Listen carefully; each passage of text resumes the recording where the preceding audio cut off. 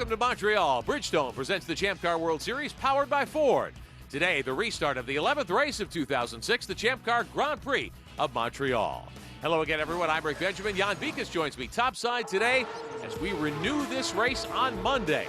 Sunday, we took the green flag. The field took off. Great move here in turn one. Bourdais was on the pole in car number one. A.J. Allmendinger would take advantage as Bourdais slipped and grabbed the lead. Catherine Legge had problems as well on Sunday, Jan. It's a case where there was a lot of rain, obviously, on the racetrack, and this was some great car control that we saw up front, but the problem was it rained harder, they lost the visibility, standing water, just couldn't pull it off. After 6 laps, the red flag was displayed. They prepared Catherine Legge's car number 20, the PKV team, and she will restart on Monday as we get set to go again. So Champ Car officials decided to keep the red flag in place. No more racing on Sunday. Jan, now we're ready to go racing on Monday with 6 laps complete. And you can see a big change in conditions. There is a dry line, but there are some wet parts of the racetrack. The most significant thing, every single car on dry Bridgestone Potenzas, everyone on the alternates, and A.J. Allmendinger already on the button here with a great restart. A.J. Allmendinger has won 4 races in 6 starts with his Forsyth Index team. He gets a big jump on Bourdais as they take it back to turn 1 on the restart. But you have to be very tentative. Again, there's a dry line, but if you get off that dry line, it's going to be slick as a button. Again, not rain tires. They're all in the slick Bridgestones, and you have to be so careful until the tire temperature and pressure comes up. Paul Tracy restarts third in his Forsyth Index car number 3. Justin Wilson in the CDW entry, car number 9. He rides 4th right now off the restart. And 5th belongs to Bruno Junqueira in front of Oriol Servia, a couple of former winners here. Bourdais, meantime, putting lots of pressure on Allmendinger for the lead as they come down the riverside. Oh, trouble. Alex Tagliani gets loose in car number 15. The Aussie Vineyards machine. Tag goes around. They'll try to keep that car running and rejoin the field. And if it looked as though, wait, that's not Tagliani's helmet. He has a new paint job just for this weekend where half of the helmet is painted in the colors of Gilles Villeneuve, of course, who this circuit is named after. In fact, Tagliani, we understand, has been able to restart. But look at Bourdais. Bourdais through the Ford hairpin, putting lots of pressure on Allmendinger. 3rd is Tracy, 4th is Wilson. Now the run up the long front straightaway, you might say. This heads to the chicane, the entrance to pit road, and then the start-finish straightaway here in Montreal. Allmendinger by half a dozen car lengths over Bourdais. And Sébastien Bourdais, I think, has shown that he has a lot of speed. A.J. Allmendinger certainly had a very early restart, but again, it wasn't, even though it's a new day, it was a restart, so they had to be in single file order the way that they finished for yesterday's round. Recall that Allmendinger won the series' last event at Denver a couple of weeks ago. Bourdais and Tracy crashed on the final corner, and they both had very disappointing finishes. So Allmendinger's got a shot at the championship, although Bourdais remains the series leader. He's won 2 straight titles, going for 3 in a row. Those 2 drivers run 1-2 here at Montreal. He certainly does have a shot at the championship, but that's the farthest thing from his mind right now. These are some of the trickiest conditions a driver can ever have. You're on slick tires, and the thing grips great. As long as you can see, that's a great shot of wet versus dry. The moment that you would stray off to something that has a bit of a sheen to it, boy, it's like hitting ice. So the chances of a pass being made here for the lead, Bourdais would really have to take a gamble to try to elbow his way by at this point. It would be huge, but the most significant factor is the rain's not coming down right now. So that dry line will broaden. So right now, a guy like Bourdais is going to be content to ride behind, but that line will broaden, and then you can make a move. Allmendinger has the lead. He took it away from Bourdais on Sunday in the hard rain. As they went through turns 1 and 2, Bourdais slipped a little sideways in the McDonald's car. Allmendinger was able to pounce and go inside and take over. And he is your leader right now. Oh, in trouble. Andrew Ranger has spun his MyJack Conquest car wearing that brand new Walmart sponsorship. Ranger has stalled on the racetrack, and we may get a yellow here. Here's another look. It's a case where you catch the curb coming in and then across, and normally under dry conditions you can kind of shortcut across there, but like I said, the moment on slick tires you hit wet pavement, or in this case wet grass, you're in big trouble. So the caution is being displayed here in Montreal for the first time on Monday. Allmendinger is your leader. We'll be back. Bridgestone presents the Champ Car World Series powered by Ford. Our coverage brought to you by Ford. Bold moves. They happen every day. And by Bridgestone Tires. Passion for excellence. Back in Montreal, Bridgestone presents the Champ Car World Series powered by Ford. Resuming the Grand Prix of Montreal today. Ready to go on lap 14. Allmendinger will be the restart leader in the 7 car. Gets a great jump, Jan. He does. He's getting on the power before he gets to the chicane, but look at Sebastian Bourdais. He's seen that before. He's much closer this time on the restart. They come to the stripe, green flag back in the air. It's Allmendinger, Bourdais, and then about 8 car lengths back to Tracy. Wilson is 4th, and Bourdais closes in 1 and 2. Bourdais' car is very fast in this section of the racetrack. Look at the difference now that the track is dry. The very same section of the racetrack that he couldn't even keep it on the road in the wet. That's because they did not change the setup in the wet, but in the dry, boy, that McDonald's car is locked in. Allmendinger knows his championship opponent is right there. Allmendinger's within striking distance of Bourdais in the points chase now, with just 4 races to go in the season as the field funnels by. There we see Mario Dominguez, Nicky Pastorelli, Jan Halen in the Berghoff Media Mall car from the Dale Coyne squad. Meantime, up front, still Allmendinger in the Forsyth Index car number 7. Some of the trickiest times for a driver. Right now what you're trying to do is get heat in the tires, which raises the tire pressures, which makes the car feel the way it should. Your first few laps, until you get those pressures and temperatures up, it's really, really hard to drive. Leaders through the Ford hairpin.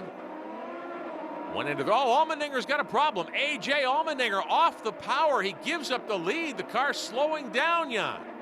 Still not picking up any drive. Sometimes you think maybe he just missed a gear, but no, it looks like A.J. Allmendinger has some sort of problem. It's still running, but maybe without gears, without drive or something, he's headed to pit road. So Bourdais inherits the lead in the McDonald's car number 1. Second now falls to Tracy. Wilson advances to 3rd in the CDW Rousport car. Boy, for Bourdais, things couldn't have happened better at this moment. It's a case where, and sure enough, A.J. Allmendinger, he obviously still has power of some type. He's not coasting, but it's not getting to the rear wheels. They'll check it over, but typically when you lose some kind of drive, and let's see if there's any telltale signs, you come through the Ford hairpin, here's where you really stand on the power. It does, it shoots off of the corner, but right about the point where you would go into the next gear, it gives up. You can see a little flash at the back of the car. I'm not sure what that might have indicated, perhaps a turbo issue. Let's have a look here again. This is as they came to us off the Ford hairpin.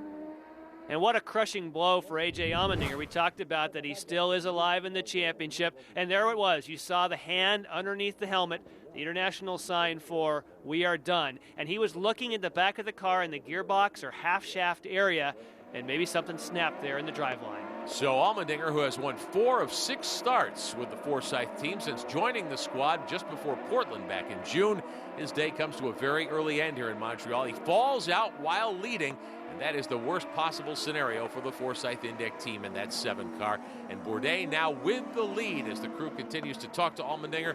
They will help him out of the race car, and that will be the end of their day. Bourdais is out in front now, and it comes to Tracy to try to pick up the fight. And it's worth noting, and obviously a frustrated A.J. Allmendinger, that is his first DNF with the Forsyth team. He had one in Long Beach when he was with Rousport, but that is, and he waving off cameras, he knew that he was obviously in the perfect spot and knew that he wanted tire pressures and tire temperatures to come up. And unfortunately, cars do break, and that's a rare thing with the Forsyth team. Tracy picks up the fight from second. He's the only Forsyth driver left in the field here today. Meantime, a good battle for position. We've got Bruno Junqueira, who won here a few years ago. Last year's winner, Oriol Servia, in that same car. They're battling it out for 4th right now. Bourdais has a moment there. He does. Easy there, buddy. He's obviously got one of the quickest cars. But again, that's tire pressure, tire temperature. You have to really work it up. And you don't want to start the race with a flat spot on the tire. I think he's fine, but you want to be very cautious. So Bourdais works his way through the Ford hairpin. Remember, a year ago, Yanni started from the pole here, led 59 laps before they had a slow pit stop, and that cost him the victory on this track 1 year ago. And when you see a puff of smoke, when you see that on the approach to a corner, part of it is that you're dialing in the brake bias. In the rain, you turn the brake balance to the rear. You crank it to the rear so that the car, if you don't, you'll just lock up the front brakes and go straight. Now that it's half wet, half dry, in the cockpit, they're always messing with it, trying to get the car balanced. Tracy holds on to second there in the Forsyth Index 3 car. Right behind him is Justin Wilson in the Rousport entry, car number 9, the CDW car. And you've got Junqueira and Servia. I think 4th and 5th. The race leader is Bourdais. And Tracy and Bourdais, with that huge rivalry that has really blossomed again in the last few weeks, Tracy would like nothing better than to try to reel in Bourdais and capture a win here in his home country of Canada, although, as we had documented on Sunday, Tracy, not the most popular guy in this part of Canada. But he has figured out a way to take being not so popular and make it funny, and we obviously, that was well documented, and I think that, you know, hats off to Paul Tracy. He took something and took the booze and gave it back to the fans in a way that, sure, he was taunting them in a way, but another way, he's taking something that could be serious and trying to turn it into something fun. Battling for position in the top 5 here at the circuit, Gilles Villeneuve. There's Tracy in 2nd, Wilson 3rd. And then that battle between Junqueira, who runs 4th, and Serbia in that 6th car, the PKV entry. The Gulfstream car running in 5th, and they're getting ready perhaps for a battle for 4th. And you could see the flashing at the back of the car. The Cosworth power to pass has been on. Oriol Servia has that extra 50 horsepower, makes it work. Servia dives to the inside of Junqueira, takes over the spot. Give him 4th here at the Grand Prix of Montreal. Anytime you go to that Cosworth power to pass, again, you just hit the button on the steering wheel. The light at the back of the car flashes rapidly so you know that he's on it. You get an additional 50 horsepower. And on the long straightaways here in Montreal, that made easy work of Bruno Junqueira. Sebastian Bourdais inherited the lead after A.J. Allmendinger had car problems. He is out in front in Montreal. Welcome back to Montreal. Title contender A.J. Allmendinger out of this one very early. Something broke in the race car as he came off the Ford hairpin. He was in the lead at the time, obviously very frustrated with the development. We caught up with him behind the pit wall. Not really sure. We broke something in the rear end coming out of the hairpin when I went from 1st to 2nd gear. It just broke, and we were done. But you know, just a great job by the whole Forsyth and Deck team as usual. I think we had the best car. I was pushing the car like 80%, just not even trying that hard, just letting the track dry out, and I had Sebastian all over me, but I knew there was nowhere to pass. So for that reason, I didn't need to push the car, and I was just pacing myself. I was probably driving, you know, well, second and a half under what I could have if I was pushing the car. So really disappointing, but the whole Forsyth team, great job. We got PT out there, so hopefully he can do the job and take the win for the team, and we'll come back at Road America and go win it. And Jan, having that problem, their second problem of the weekend, really damages Allmendinger's championship hopes. It does. He needed to score as many points as he possibly could. The other problem they had this weekend is in first round qualifying, they had a turbo explode right as he left pit road. Didn't even put a time down on Friday. So that is something you don't see much from the Forsyth team, and boy, this is hurting him now. Big battle here. This is for position. Speedy Dan Clark trying to get inside Charles Wolfsman for 7th.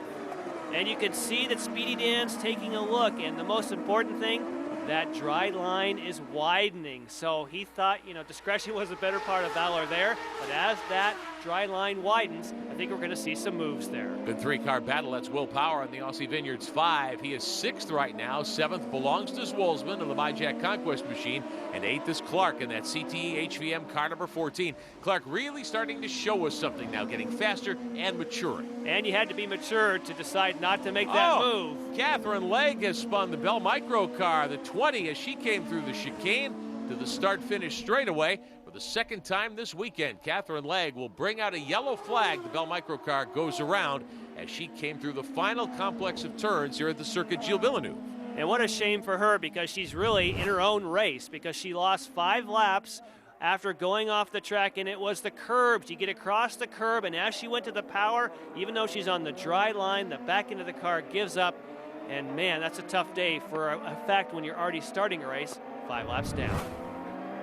Just past the quarter pole at the Champ Car Grand Prix of Montreal, Sebastian Bourdais the leader over Paul Tracy. These drivers will be wheeling new equipment come 2007. The brand new Champ Car chassis on track for the first time a few days ago. The brand new Panos DP01 Champ Car chassis was unveiled the night of glitz and glamour in San Jose back at the end of July. Chassis and car receiving a great response from drivers and fans who were on hand. The car's been tested at Sebring now at the hands of veteran driver Roberto Moreno.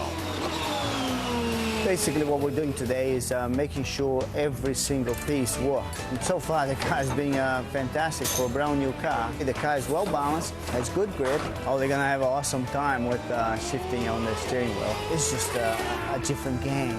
It's fun now. Well, safety is a huge concern, of course, for the new Champ Car. It has passed its first controlled crash tests with flying colors. And the car will be back on the racetrack for more testing. The teams get their first cars in November.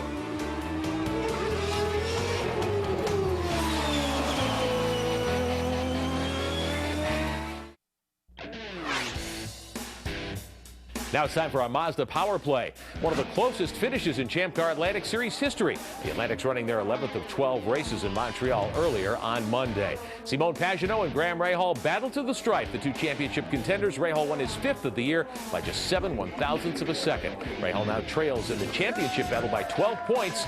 Pagenaud has to finish 4th or better at Road America in a couple of weeks. And that's your Mazda Power Play. Welcome back to the Circuit Gilles Villeneuve, the Champ Car World Series, the Grand Prix of Montreal, the 11th race of 2006. I'm Rick Benjamin, Jan Bikas alongside, restarting with Sebastian Bourdais, the championship leader, out in front. And Sebastian Bourdais taking a page there from A.J. Allmendinger, the way that he restarted. Gas it just before you get to the brake zone for the final chicane, grab a gap, and then get well off that final chicane. Very nicely done for Sebastian Bourdais. Bourdais working the lead. Tracy runs second. Charles Wolzman with his hands full back there. Oh, one car off. It's Nelson Philippe. And he goes down through the runoff area. Back on the racetrack. One of the Rocket Sports cars just misses, and Philippe spins the 4 car. Again, a case where he had it where he wanted it, then hit some wet racetrack. And unfortunately, the moment you hit grass or wet racetrack, big time trouble.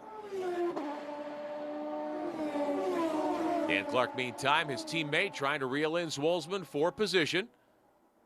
As the leaders work under the CDW bridge, it's Bourdais in the McDonald's entry, Tracy in second, Wilson. Then the battle there. Servia had moved to 4th. There's Wolzman and Speedy Dan Clark. And Antonio Pizzonia making his return this weekend. Yeah, we really haven't spoken much about him in the Rocket Sports 18 car. Pizzonia had that great run. He had a top 10 in the season opener at Long Beach. Funding problems took him out of the seat. He's been brought back here to Montreal. Looking very much forward to coming to Circuit Gilles Villeneuve because, of course, he drove here in a Formula One car. And there's very few Champ Car circuits that a Formula One driver could say, well, I'm familiar with that one, but this is one of them. Bourdais opening up about a 15-car length advantage so far. The leaders have not made their first pit stop of the day, but Tracy's team will have to adjust on the 3 car, try to make them a little faster to run up front with Bourdais. And I'm watching to see what they'll need to do for Paul Tracy. Doesn't appear as though anything obvious, except for the fact that Bourdais is kind of in a league of his own, and the rest of these cars all very similar in the way they look and the way they still work on what is a treacherous course. Now here's another look at what happened. Philippe went busting down the inside into 1. And once you get off, you get a little bit wide. That's what I've been talking about before. Even though the racetrack is there and it looks like you can drive on it, if it's dark black instead of gray, don't go there. Yeah, and I think Philippe must have realized that he doesn't want to go back on the grass either here. Had a tough time getting the car spun around, but kept it running. That was the key. The key to these things without the onboard starters is whatever you do, keep it running. Don't stall them, because obviously if you don't lose a lap and you catch a full course yellow, you could be back in this thing. No change up in front. It's Bourdais as the leaders hit the Ford hairpin here. Of course, next year when the new Panos DP01 entry becomes the Champ Car chassis of choice, they will have onboard starters. And that's going to be great. I mean, obviously you hope you never have to use it all season, but every driver knows that at some point in time something is going to happen. But what they also have with the gearbox, with the paddle shift on the steering wheel, they have the no stalls. So there's actually electronics on the car that if you spin it, it knows to knock it out of gear. So they actually have technology on the cars to keep it from stalling in the first place. Hopefully you never need the onboard starter. And all of that, of course, an attempt to keep things moving, to avoid cautions for single car spins like that. Wolzman here with his hands full. Clark, this is 7th that's in contention. In front of that pair, Will Power, the Aussie Vineyards 5 car. Nice job for Power today, running in 5th. And for Charles Olsman, he was very pleased this morning. Something they haven't done all year is he was at the top of the time charts in the warm-up. I mean, there's no points and no trophies for practice times, but Charles Olsman was very quick in the warm-up, and something, you know, that's one of those things, Rick, you take home and you put up on your, put up on your refrigerator saying, look at me, I was the fastest in the morning warm-up. But of course, that doesn't pay points. But it represents progress, perhaps. And Absolutely. Wolzman, the Atlantic champion a year ago, In his rookie season, as all rookies do, he struggled with these much bigger, faster, more powerful cars. And anytime you can see that kind of progress and at least lead a session, that does say, hey, you know, maybe I've been moving in the right direction here with this team. There's Bruno Junqueira arrowing by in front of Power, 5th and 6th, and then that battle for 7th between Zwolsman and Dan Clark. But Sebastian Bourdais is out in front at Montreal. Back in Montreal, in trouble for Mario Dominguez in the Sonny's barbecue car, Jan. He was in 10th. Got in trouble on that first complex of corners. Again, when you start to push and you catch some of the racetrack where it's not dry, boy, it's really, really tough to keep the car on the road. Dominguez appeared to be offline in the 19 car. One more look at it here. This is turn 1. Got a little bit wide. Again, he was out fighting with some other cars, and this is where it's tricky. This is where we saw some other people not able to bring it back on the racetrack. Very wise by Mario Dominguez. Don't goose it when you're on the grass. Wait till you're on the dry and nurse the thing back up to speed. Meantime, in front, Sebastian Bourdais, who took over the lead from A.J. Allmendinger when Allmendinger's car packed up. Bourdais just stretching the advantage now over Paul Tracy. Third spot belongs to Justin Wilson in the CDW car. 4th is Servia, 5th Junqueira. 6th is Will Power, and still that good battle for 7th. Dan Clark in the CTE HVM 14, trying to get around the MyJack Conquest entry of Charles Wolzman. And from that long shot, you can, again, it was a good representation of how close all the top runners are. Obviously, the two closest cars are this Dan Clark-Charles Zolzman battle that we have going. I think that Dan Clark, again, you talked about maturing. We've seen a lot out of Dan Clark this season. And now we're getting to the point of the year where you really have to take an assessment of the risk. Do I put my tires out there where it's damp and try and make a move, or do I just try and force, in this case, Charles Olsman into a mistake? Well, Dan Clark has certainly been good fun to watch and to get to know in the Champ Car World Series this season as he presses Wolzman for that position. And yeah, you can tell it's still pretty damp here, very overcast. Look at the vapor trails off the rear wings on these cars. And that's because the air is compressed over the rear wing, and you have seen, and Paul Tracy this weekend on the end fences of his wings have more vents. They unveiled something.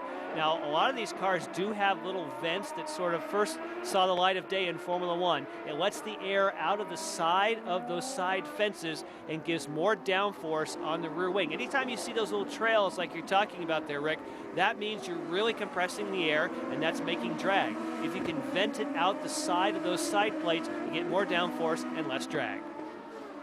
On the front straightaway, still the battle for 7th. Zwolsman in the MyJack Conquest car. That's the red and yellow car number 34. Will Power in the Aussie Vineyards 5 directly in front of Zwolsman. He's opened up a good bit of distance on Zwolsman now.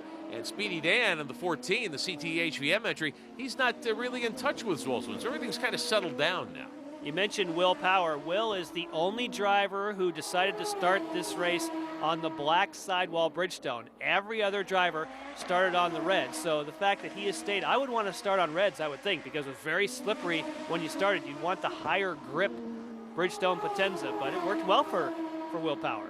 And when we see cars making their first pit stops, tire changes, a lot of these other teams will put the blacks on. That may give Power the opportunity to gain some ground there. And you would certainly want to have the tires of choice on your last stint, not necessarily on your first one. But you can lose so much time and so much of your race in the first stint. That's pretty much why most of the drivers want to start on the reds. You don't want to get in a situation where you throw it off the racetrack while everyone's running so close together. Andrew Ranger, meantime, in the Walmart car number 27, the other MyJack Conquest entry. He's back there battling for position. Ranger back in 15th after a spin earlier. Nelson Philippe back there, and we got some other contenders. Oh, power to pass. On the button. Power to pass, I believe, for Tagliani. And he should have enough speed. If you're going to burn the power to pass, you got to go for it. Trying to get around Nicky Pastorelli in the Curacao car. Makes the move into the chicane. Here comes Ranger. Oh. Pastorelli forced nearly into the wall. And that's a case, again, you just get a little bit onto those curbs. The curbs are not totally dry. Obviously, if they're painted, they take a lot longer to dry than does the racetrack. And lucky he didn't get into the wall there. Well, move Ranger. And Tagliani up a couple of spots. Tag up to 11th, Ranger to 12th, and that shuffles Pastorelli back to 13th now as we get close to the likely first pit stop window of the day. But just remember that Andrew Ranger is not really running in this order because he lost a lap. We saw him spin early on. By the time they got to Andrew Ranger and got him restarted, he did lose a lap. But here's the end of that aggressive move coming into the chicane, and whoa, Pastorelli is just lucky he didn't white wall. He may have white walled it, but thankfully didn't touch anything on the outside, and he lives another day. Again, if Ranger is a lap down, he didn't actually lose a position anyway. Now Ranger is, according to the timing, scoring 1 lap down because of that spin and the caution he brought out earlier. But Ranger, I'm sure, driving with a lot more confidence here this weekend. You know, his future's been in question almost since the start as we watch cars move through the Ford hairpin and start up the, what you call the front straightaway, I guess, here, down along the body of water that's the rowing venue here at the Circuit Gilles Villeneuve and the Ile de Notre Dame. There is Ranger in car number 27. Walmart of Canada on board now for the rest of the season. So he's got funding to complete the year in that car for the BiJack Conquest team. And you can see those fans that skipped work today to come out to see this. They were definitely applauding him down in the Ford hairpin. And they know he's lost a lap. They want to see if he can work his way back towards the front. So Alex Tagliani on the move. He is 11th right now. Your leader is Bourdais. We're back in Montreal. The battle still rages for 7th. Meantime, some pit stops. That looks like Will Power coming to pit road. Swolsman and Clark still fighting for position here, Jan, but we're getting close to lap 30, which is when you thought the first round of stops would begin. And here's the Aussie Vineyards team. We talked about the sidewall tires, and he goes for another set of blacks. So not only did he start the race on blacks, at some stage he will have to put on the red alternate Bridgestones, which would mean his final segment. Again, the leaders, the guys stopping now 30-31. It's a 2-stop race. So Power back on the button up through turn 1. Meantime, Bourdais in his own zip code at the moment in the McDonald's car. Car number 1, the championship leader. Bourdais, the 2-time defending series title holder, he can really set this pace however he wants. And you could tell if you looked closely on the inner side of those Bridgestone alternates, you could see the wear. So he is going to pit because this is going to be time, obviously, perfect for your pit strategy of 2 stops, but also a great time to go for a tire change because he's been working those red sidewalled alternates very hard. He's driven a great race again for the 2nd year in a row here. Last year he was undone by a slow stop. The Newman Haas team will bring the McDonald's car to a halt here. Craig Hampson and the boys will go to work, and we'll see if they can get him out in quick time. Last year, we've documented that they had trouble on their final pit stop, but that's when everyone came on to pit road at the same time. Oriol Serbia has spun and whacked the wall. Looks like it must have been a hard hit with the Gulfstream Lola, the 6 car. Bourdais down and away. Tracy's on pit road. Bourdais leaving right now. Other teams getting ready. Full course yellow. And we'll see how this plays out. So Bourdais is okay, but perhaps some other drivers will get caught out here. If you were a driver that had pitted early and filled with fuel, this is going to work in your favor. Oh, look, Justin Wilson, and you can just see the end at the top of the screen after the contact. That's what people are calling the champion's wall. That's because Jacques Villeneuve has hit that, Damon Hill has hit that, Michael Schumacher has hit that, and Sebastian Bourdais as a champion hit that this weekend. So Oriol Serbia in good company. The race champion here a year ago, Serbia whacks the wall exiting the chicane, comes back across and tags that inside concrete barrier as well. So the Gulfstream Lola finished for the day, you'd have to assume. Heavy damage. He's got the visor up. Serbia does appear to be okay, but a couple of pretty hard impacts there, it would appear. If you catch the curb, if you get off, and you start to head towards the wall, especially on a day when it's not perfectly dry across those curbs, it is going to be a heavy impact, and that's the same thing that happened to Sebastian Bourdais. Now, the pits are closed. Whenever you have a full course caution, they close the pits, but Justin Wilson has to come in. He can't stay out on the racetrack. He was trying to save fuel and save one more lap. This is going to hurt the CDW team. They're going to have to penalize him, you'd think. They will, because he most likely will pull out here and be in the lead, and therefore the penalty if you enter a closed pits is a drive-through, which they'll wait till everyone's packed up, means unfortunately he's lost all that track position. But what do? You can't stay on the racetrack and run out of fuel. You have to enter the closed pit. So Wilson's team undoubtedly knowing that. Team President Jeremy Dale calling the shots atop the pit box for the Roosport CDW car. Safety car out on the racetrack. And I'm sure, as Jan pointed out, they just knew they had to pit him at that point or have an even worse situation develop here. Caution on the speedway for an Oriole Serbia incident off the final corner, the final chicane that dumps you onto the front straightaway here at the Circuit Gilles Villeneuve. So the field's slowing under caution, and the lead cars deciding to come to pit road, and there's the penalty marker. And that is showing the red sign, meaning the pits are closed. So there is no misinterpretation of the fact. And I know that the CDW team knew that, and they had worked all day to save fuel to get an extra lap. And wouldn't you know that they get a full course caution and close the pits right when you have to hit pit road. Just a bad break. Sure. So Bourdais back on the racetrack. Tracy is back out after his stop. Any of the other cars taking advantage of the situation to come to pit road as well. It was about that time anyway.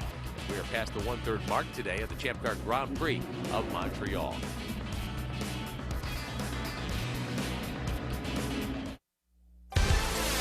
Bridgestone presents the Champ Car World Series, powered by Ford. Our coverage today brought to you by CDW, the right technology right away. And by the all-new Mazda CX-7, the SUV you never saw coming. So Oriole Serbia's bid to be a repeat winner here at Montreal comes to an end. A hard hit in his Gulfstream Lola.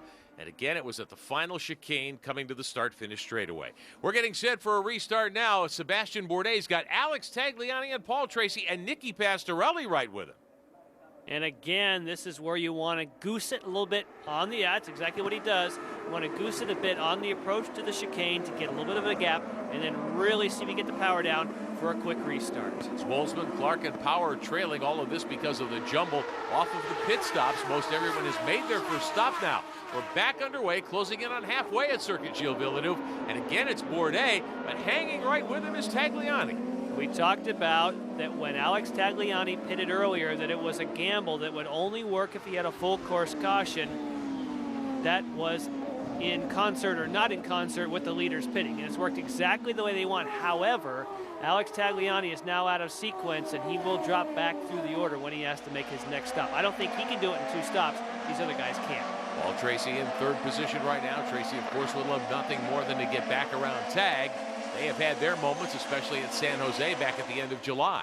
And you saw Justin Wilson at the back of the pack. After he made his pit stop, he was in the lead. He had entered a closed pit. They gave him a drive-through, so he had to go to the back of the pack. They brought him into the pits again and gave him a quick top-up. So he has the most fuel of any car out there. He, again, will be looking for well-placed full-course cautions to try and work his way back to the front. Driving the CDW9 car for Rousport. Everybody through the Ford hairpin now. And there is Wilson trying to work his way up and get around Nelson Philippe, who has struggled today in the CTE HVM car number 4. Leader is still Bourdais. And Nelson's actually been pretty fast. Remember, he had that spin and couldn't get the car spun back around appropriately off of the Ford hairpin. So actually Justin Wilson and Nelson Philippe have fast cars. You have a bit of a dry line. Look at this. It's getting wide enough now to where we're seeing some moves. Wolzman and Clark trying to get by Pastorelli. Whoa, look out. Wolzman bonsais by and goes right through the runoff area. Now he's going to have to go through the grass right in front of the traffic. Wow, talk about bonsai. That was bonsai. That was a late braking maneuver, but he managed to slot back in about where he was. Now we're seeing all kinds of tire smoke and dicing as the track dries. This thing's getting good. The Rocket Sports cars there, and Will Power battling for position. That is the 8th car of Pastorelli. If you've been watching Champ Car this year, you know that Pastorelli has struggled. He's been slow relatively at a lot of these facilities, and I suspect he's holding Power up a good bit at the moment. But it's a case where the Rocket Sports team, let's give him some credit, that Pastorelli, even the Rocket Sports team really feels as though he's a very talented driver, and Rocket Sports always goes fast in Montreal. They've had a great track record here. They have a good setup, so both their cars, if they can get where they need to be, could have a great day. Here comes Dominguez. Dominguez bonsai to the inside, trying to get around Pizzoni, and that opens the door for another car. Looks like Bruno Junqueira snuck through there. Junqueira got through, and you can see that, look at all the power to pass. Look at them. Everybody's on power to pass down the straightaway. 50 extra horsepower on tap with that button on the wheel. And there it is. You've got 4 cars nose to tail. Ranger trying to move up. Here comes Dominguez to the inside. He'll get by Pizzoni. Oh, Ranger goes cross court there through the cutoff area of the chicane. And Justin Wilson right in the middle of it. While all they're fighting, Justin Wilson just slices through the field Andrew Ranger had to give up those spots he did. This is turning great now. You have to be so careful when you take it off that dry line, but now it's wide enough to where you can make that move. Battling for position, 6 cars there. Dominguez, here comes Ranger now, trying to get around Pizzonia. In the Rocket Sports car, the yellow and blue entry, the 18 car. Wilson, remember, had to restart at the back after being penalized. He's starting to sift toward the front in the 9, the CDW car. He knows he has to make short order of these cars in front of him because he's going to be losing track position and distance to the leaders. And to take advantage of that, you really have to get with it in a hurry. Dominguez in the Sonny's barbecue car. Now, he was off earlier, but he's gotten back on the button, and he is trying to move up through the field as well. Mario Dominguez a little frustrated after losing his Forsyth ride earlier in the season to A.J. Allmendinger. Looked as though Ranger was trying to bonsai down the inside that time at the Ford hairpin, was able to get straightened up, or was that Jan Halen trying to make that move down through there? Lots of these guys trying to take, and I really believe that now we see another move by Junqueira, and that would be by Charles Olsman. So Bruno, who's won here before in car number 2, the hole-in-the-wall Camp's entry. That's the car that Servia took to victory lane here 1 year ago. And a great battle with Timo Glock in the Rocket Sports entry. Oh, in trouble. The MyJack Conquest car, Ranger is in the wall, heavy damage to the front end.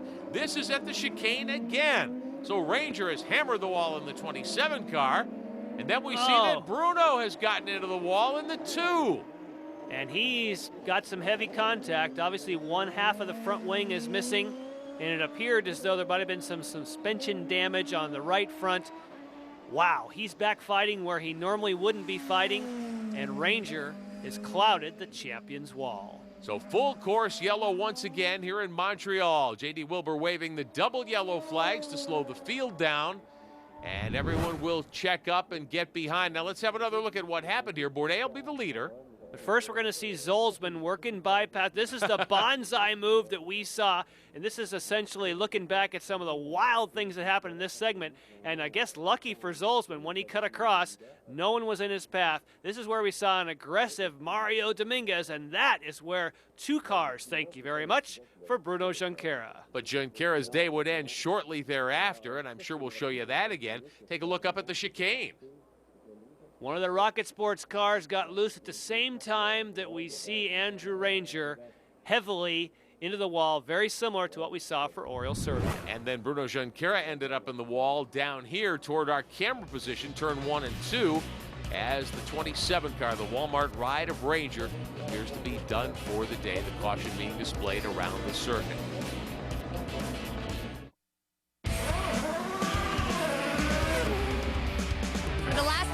One of the highlights here in Montreal is the Festival Ford Racing Street Fair that's on Crescent.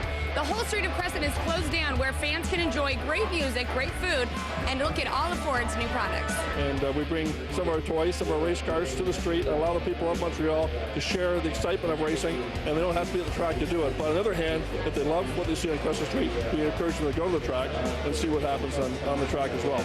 People love racing. And when you bring race cars to them, and you bring high technology cars to them, exciting sports cars to them, they love it. And so it really is about building our brand, sharing our knowledge of racing with the public, and they, for the most part, that Ford and racing go hand in hand.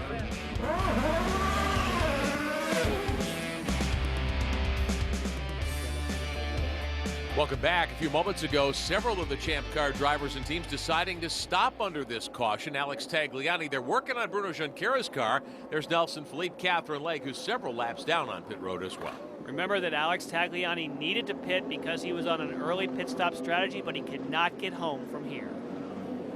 So these cars coming off of pit road, they are rejoining at the back of the pack, and we're about set to restart here in Montreal. Work continuing on the hole-in-the-wall Kemp's car. They're hoping to get Bruno back out, at least for the final couple of dozen laps here. Ready for a restart in Montreal. 32 laps to go this time by. Bourdais has dominated. Tracy right with him in second spot. Again, a wiggle by Bourdais coming off of the chicane. It's a case where Sebastian Bourdais, with this car on the dry setup, really does well when the tires are not yet up to temperature. And that's really where he's able to pull out a gap. He really goes for it on the restarts and tries to get a gap and then maintain control. Nelson Philippe back there in 12th. Catherine Legge behind him, several laps down now as the field starts to accelerate. There's Jan Halen moving by in the Muirman's car. Justin Wilson, what about Justin's chances here today, Jan, as he starts to move up through the field again? He's certainly got a shot at it. He's trying to slice and dice his way up to the front. Catherine Legge obviously just relegated to doing a test day, but that's what she needs, is lots of seat time.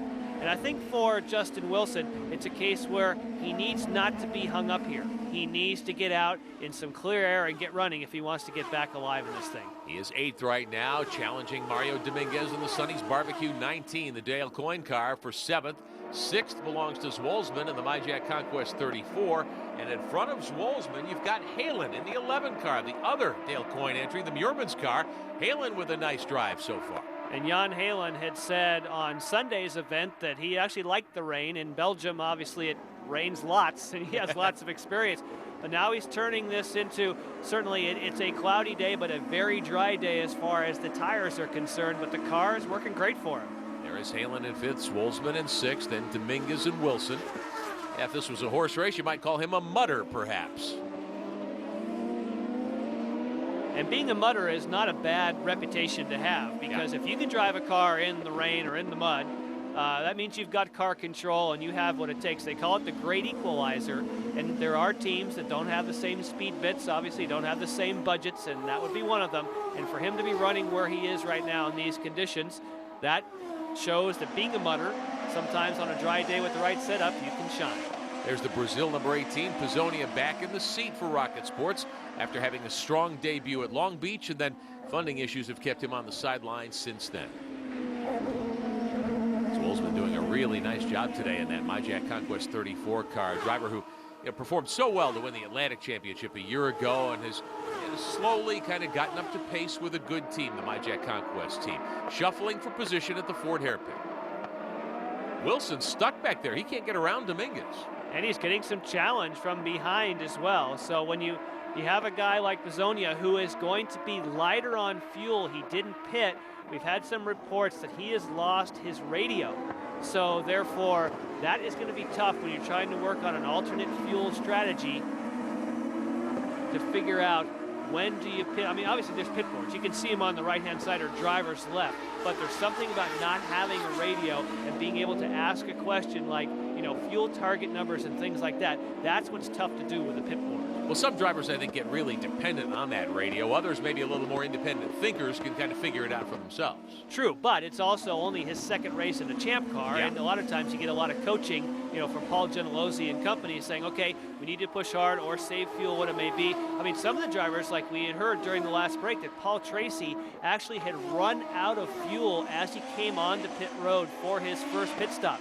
His teammate A.J. Allmendinger now is changed into the street clothes. Unfortunately, has to watch to see how many of those championship points slip away. Allmendinger had won 4 of 6 starts for the Forsyth Index team up until today, but a broken rear end part has taken him out and certainly damages his shot at the championship. Sebastian Bourdais, the points leader, going for 3 straight Champ Car World Series titles.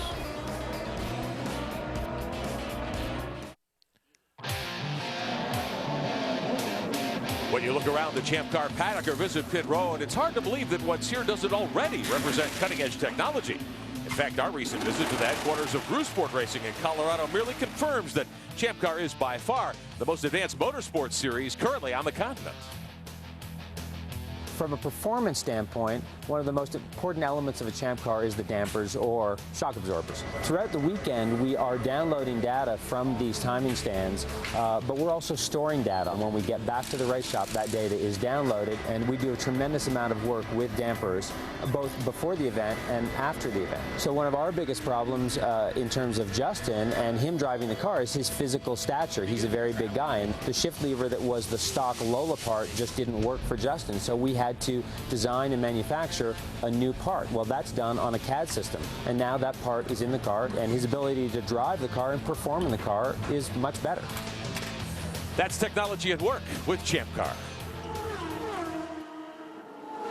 25 to go in Montreal, and Justin Wilson trying to take 5th away from Jan Halen through the Ford hairpin. He doesn't get a fantastic exit, but there it is. There's the signature telltale. He's on the Cosworth power to pass, but he's got a lot. He's got to catch a draft here to get in position. Wilson swings alongside the Muirman's car. Justin Wilson trying to get through as they head to the chicane. He easily slides through, but now he's in trouble. Oh, Justin Wilson. Wilson hammers the wall coming through the chicane. The Rousport CDW 9 car, the Edmonton race winner. Heavy damage to the right front corner of that car. And Justin Wilson trying to get back into contention. Looks like his day is done. Another driver into the champion's wall. Right after he hit, he was pounding the steering wheel. He had plenty of speed here. He had been on the Cosworth power to pass. Easily gets by Jan Halen, but he brakes too late. You can see the inside wheel locking up, gets too much curb here. That changes the angle of trajectory. No way you're going to bring that one back. Kablamo, another one in the champion's wall. All right, well, let's get a word with Rousport team president Jeremy Dale about the impact that takes Wilson out here today. He was not where he should have been. Unfortunately, our strategy was good, and we got hung when Champ Car closed the pits, and we had to pit. We were going to run out of fuel, so we got put to the back, and we were driving around with a bunch of guys we quite honestly shouldn't have been driving around with. And Justin was trying to work his way to the front, and he passed Jan Halen, got into the last chicane a little bit hot, and it was still a little bit wet offline, and he just got the wall on the outside, the last corner. So Justin Wilson done for the day. A difficult weekend for the CDW team. Meantime, Jan, leaders are about to head to pit road, and this is timed perfectly for them. It is. This full course caution comes at a time that almost every car will come down pit road, with the exception of maybe a couple of stragglers.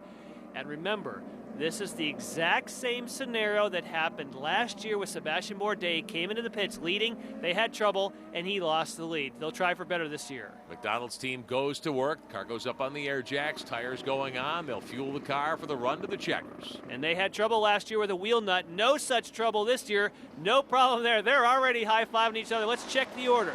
Sebastian Bourdais makes it, so does Paul Tracy, but here it gets tight. Whoa! Dan Clark ran into Will Power coming off pit road. Dan Clark got on the power. Now Tagliani takes advantage and takes a spot away from his teammate. That's a case where you light him up, you're coming off a pit road, but he didn't stay in the slow lane, as we call it. Now, is that Power's Clark's inexperience on cold tires there? Well, it's a case where you want to get out quick, you're on it hard, the car slides, but you have to leave some room. There was definite side-to-side contact there, and I know that the race director, Tony Kottman's going to be looking at this tape very, very carefully. First of all, Sebastian Bourdais, as we said, clean as a whistle. They're already thinking, okay, we got this one in the bag. Paul Tracy as well. But Dan Clark in the black car, red helmet right there, swings wider than A, you should, and B, for the liking of one Will Power, who gives him the international sign for year number one. But look at it from the rear angle here. There's no real reason, there's no one in front of him for him to swing out that far. And there was a quick brake check there by Will Power. That's why Tagliani swung by. Tagliani and Jan Halen both cashing in that circumstance, but it was a wild moment as we have contact on pit road. We'll be right back for the restart at Montreal. Welcome back to Montreal. Bridgestone presents the Champ Car World Series, powered by Ford. With Jan Beekes, I'm Rick Benjamin. Nelson Philippe will be the restart leader. Catherine Legge next in line. She is 6 laps down. Jan Antonio Pizzonia was shown as the leader, but they hadn't pitted him yet. And that was part of that radio communication difficulty that we spoke about. So we go back to the restart, and Nelson Philippe is the real-time leader here. He's going to try and pull away from Sebastian Bourdais. Catherine Legge, as we said, is laps down. She needs to get out of the way. But Philippe is on a much different pit stop sequence from Bourdais. Now we're assuming Bourdais and the rest of the leaders can get home from the stop they made a few laps ago. Philippe's about 10 laps short, it would appear. It is a case where he'll make another pit stop, but what he's going to do, he's a little bit lighter on fuel right now. Obviously, he has clear running in front of him, and they're already on the radio to him saying, go like stink, you need to try and pull out a gap. And one person, thanks a lot, pull out a gap on Sebastian Bourdais, but you never know. If the car's a little bit lighter on warmer tires, he can pull out maybe a little. Well, Nelson Philippe isn't quite there yet as a driver, but again, he's another one of the young guns whose development has been fun to watch this season. He is quick at times. Got on the podium for the first time in his young Champ Car career at Milwaukee back in the month of June. Very fast at Toronto before getting caught in a late race wreck with Oriol Servia. He is the leader. Bourdais will cycle to the front when Philippe makes his final stop. Paul Tracy next in line. He's shown third right now in the Forsyth Index 7 car. And make that the 3 car, we should say. And a case for Nelson Philippe is that he is not necessarily trying to beat Bourdais here. He's trying to get as many seconds as he can on the area that he was running. In other words, if he can get, let's say, 20, 25 seconds ahead of the guys that he was running with, maybe third, fourth, fifth, he's got a shot at slotting back in and snagging a podium spot. But he has to stay green. A yellow would kill him. He needs to try and run fast and pull out a gap on these cars right here. Coming up on 15 laps to go at the circuit, Gilles Villeneuve, the Champ Car World Series Grand Prix of Montreal, race number 11 of 2006. A couple of weeks from now, we'll be with you from Road America in Elkhart Lake, Wisconsin on a Sunday afternoon. That's September 24th.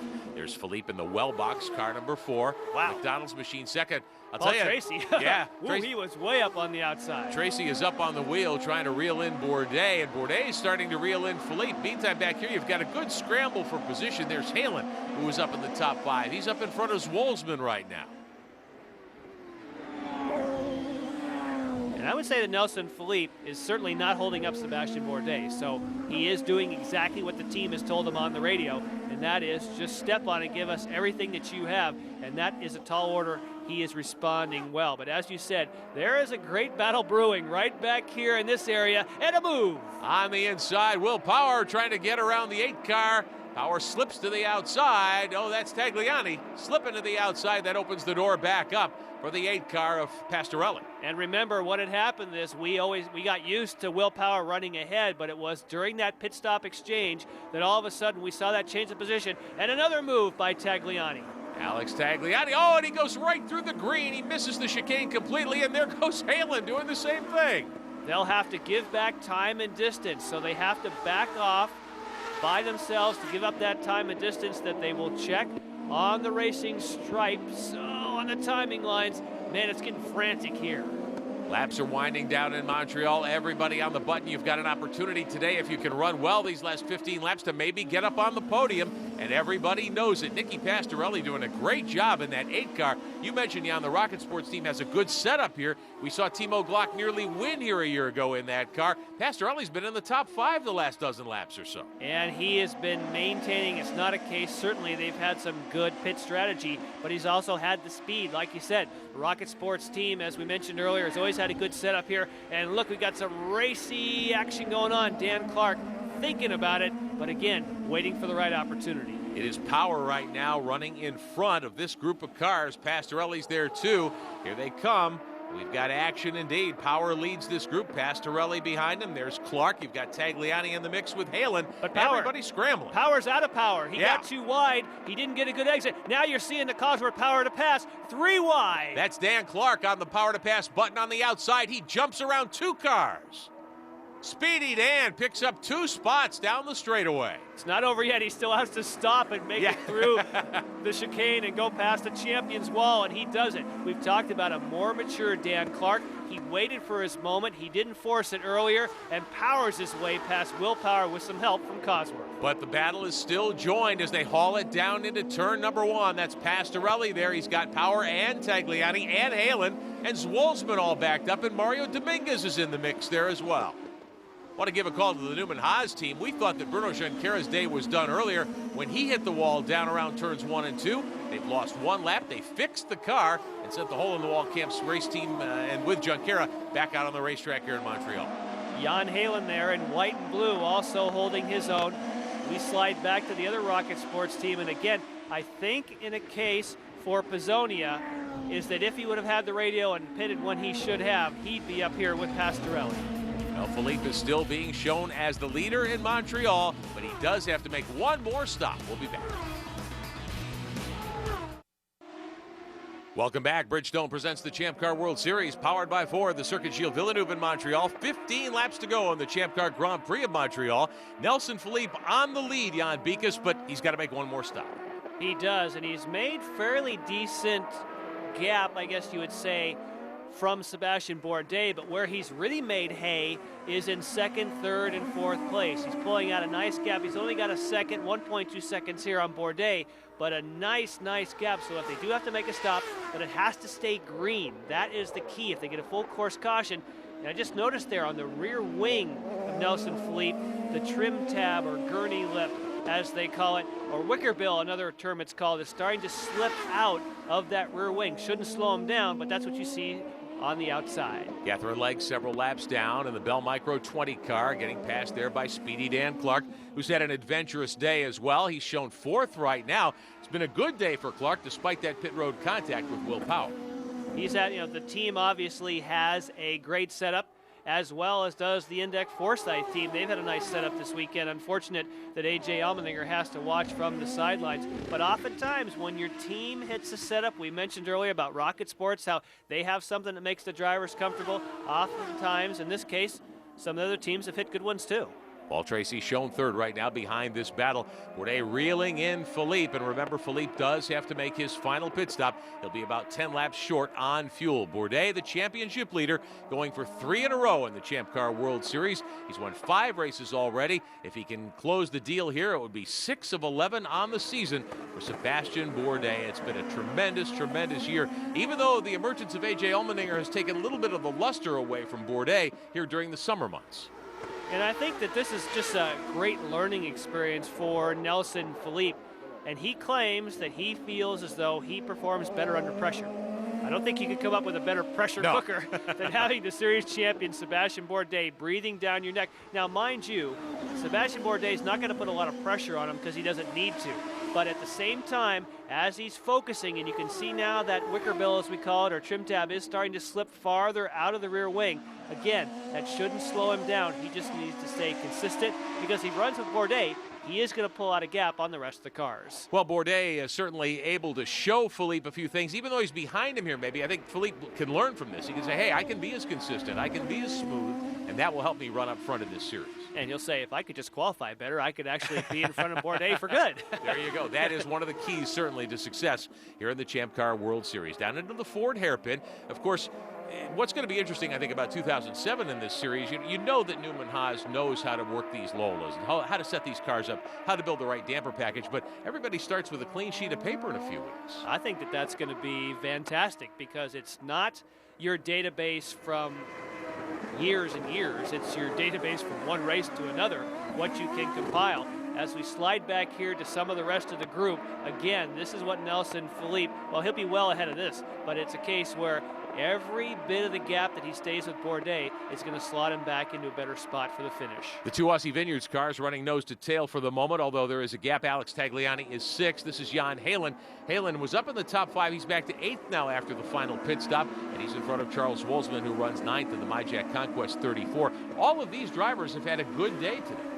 They have. They've had some wild incidents. Definitely Team Australia, for both Will Power and Alex Tagliani, had all kinds of wild things happen. But they have managed to keep all 4 wheels on the race cars, which has not been the case at a lot of races this year. So they'll be happy if they can bring those home. Now, you talked to Jan Halen, I know, yesterday when we covered what we thought was going to be the Champ Car Grand Prix of Montreal in the rainstorm, and he talked about how much he was hoping for a wet day. It's dried out a lot, but I'm impressed with Halen today. I think he's done a very nice job here. And we do know that Dale Coyne, when they get their setups where they need to be, they have had some great results. And again, they don't have the same research and development type of budget that some of these other teams do. They don't run all these high-tech computer simulations before they come to the racetrack, but they just use old-fashioned engineering, and they sometimes get the cars to where they're clicking on race day. Nelson Philippe continues to run in the lead in the Wellbox CT HVM car number 4. He is not on the same pit stop cycle, though, as Sebastian Bourdais. Philippe will have to stop one more time as the laps wind down here in Montreal. Bourdais will have clear sailing, it appears, to the victory. And there's that gurney flap that you were talking about, Jan. Yes, and it's a case where you sometimes change them at pit stops. So you have a little latch that flips up on the rear wing, and then you slide it into position. Now his teammate now appears as though he has picked up a position as well. Dan Clark, Nicky Pastorelli doing battle for position, and Clark has moved to 4th, getting around Pastorelli. And again, I'm really impressed. Pastorelli has had problems at some venues. We've heard the Rocket Sports folks tell us, hey, they think he's a good young driver and that he can be quick. They can get the equipment better for him. They're starting to show that here today. And so much is driver comfort and confidence. We talk so much about setup, but what the setup does, you can come up with a theoretical setup that'll get you faster on a racetrack, but a driver couldn't drive it. It's all about getting a setup that makes a driver comfortable, then he builds his own confidence. When you see A.J. Allmendinger all of a sudden win a bunch of races and all of a sudden the momentum changes, it's because a setup suits a driver, and then he gets the confidence. Catherine Legg moving by in the Bell Micro PKV car. We saw Clark there running in fourth, Pastorelli fifth. There is Halen, currently shown in eighth behind Will Power. Dan Clark has had an event-filled day. We saw him on pit road get into Will Power, but he's been quick here as the laps wind down. Coming up on 10 to go in Montreal. There'll be 10 laps to go for the leaders this time by the CTE HVM team is ready for Nelson Philippe on pit road. And he's been able to work out a nice gap. He's got himself almost 2-second lead for the race on Sebastian Bourdais, but most importantly is the gap as you drop back through the field. He should be able to come on the pit road. You lose 19 seconds on pit road without your pit stop. So he probably doesn't need tires. He only needs a splash of fuel. So theoretically, he should slot into maybe as good as third spot. We will see. Dan Clark, his teammate, runs fourth right now, about 25 seconds back. So the key will be how quickly can Philippe get onto pit road, get the splash of fuel he needs to get home, and get back out again without breaking the speed limit, either in or out. So we'll see what happens. Here comes Philippe in car number 4. Bourdais will take over the lead once again as Philippe makes his stop as the laps wind down here in Montreal. Here he comes. But that clear running for Nelson Philippe paid huge dividends. The strategy that we've spoken about so many times is certainly not going to win him the race today, but it may get him a podium. Bourdais will come by and take the 10 to go sign and retake the lead here at the Circuit Gilles Villeneuve. Here comes Philippe. Put that gurney wicker back in place, the little wicker bill, a little splash of fuel, no tires, and here he goes. Ahead of him, theoretically, should be Paul Tracy, and then we look back down the course to look for his teammate Dan Clark. He easily gets ahead of Dan Clark and slots behind Paul Tracy. So if all goes well, and check this battle out. Whoa! 3 cars battling. That's Halen, along with Will Power and Charles Wolzman down into turn 1. No, that's Tagliani in the mix there. Tagliani in the 15 car, the Aussie Vineyards machine. Power is up in front of this battle in 6th. And there's smoke coming off the tires. That's what we saw. It appears as though there must have been some contact because the front wing is rubbing. That's Jan Halen's car was running on one of the front tires. And once you get that wing rubbing, and I think the piece we saw flew off to the side there and cleared the tire. So some contact evidently. Those 3 very close together. Here's a look coming down into the Ford hairpin. So on the approach, it's Tagliani who gets wide. His teammate Will Power ducks underneath it, and look out. That was, I didn't see the side-to-side contact. No. Oh, and that's where Jan Halen gets into trouble, is going across the water. But then Jan Halen tries to fire back, comes up. There is the contact. He punts Tagliani. Straight through the chicane. They'll have to give that time and distance back, and because of the debris, we go full course yellow. So caution being displayed once again here at the Circuit Gilles Villeneuve, as the Champ Car Grand Prix of Montreal renewed on Monday after a rain delay. Sunday, red flag after 6 laps. Bourdais picked up by the safety car as the restart leader. And think about strategy. Nelson Philippe pitted at the perfect time. If he would have waited 1 lap, all that gap that he had built that we talked about so much would have been gone. He got in perfect timing, got his service done, and we should see him come right into the frame here because he'll be the next car. He'll be Sebastian Bourdais. Sure enough, perfect strategy. He picks up a podium spot and then gets a yellow to close the gap. So first, Tagliani gets wide. Tries to save it. Jan Halen with perfect avoiding action. Now we're into the drag race. And you can see when you're drag racing across water, it's hard to get traction. So Halen gave up the positions there, Power in front. Now Halen comes back. Now, did he purposely drive over Tagliani here? No, he came in, he had been on the Power to pass, he got on the brakes and just couldn't get it stopped. What happens is, when you know you're gonna come up and try and outbrake somebody, the person in head, in this case Tagliani, brakes as late as he possibly can to kind of fake you out, and unfortunately, Jan couldn't stop.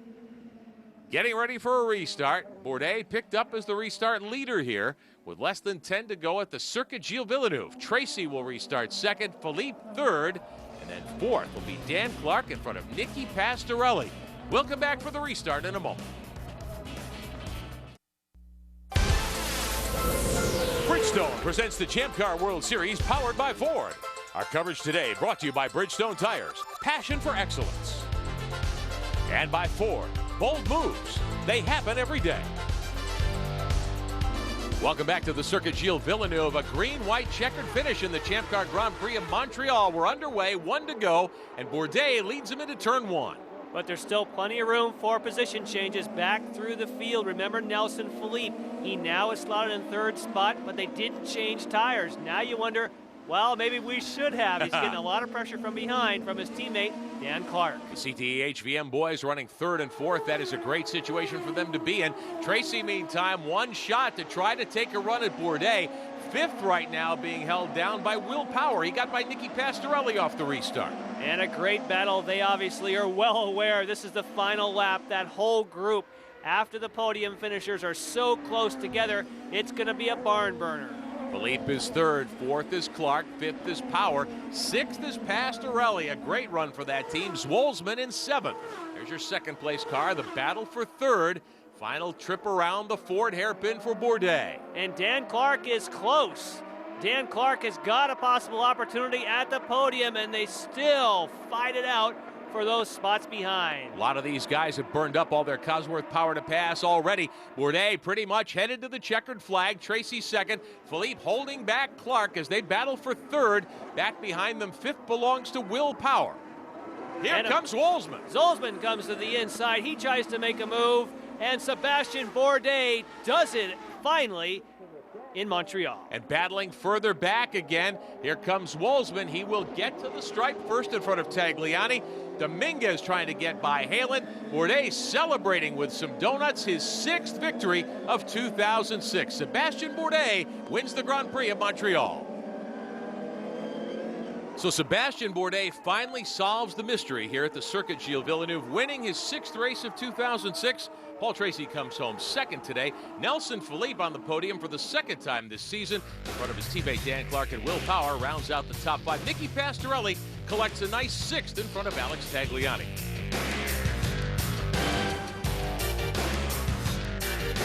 Let's hear from the winner in victory lane.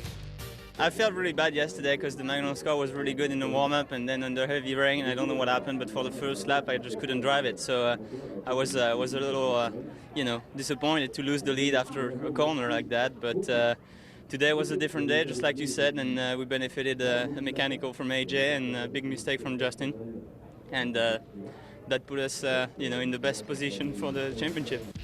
Sebastian Bourdais with that 6th victory extends his lead. AJ Allmendinger 17th. He was the first car out.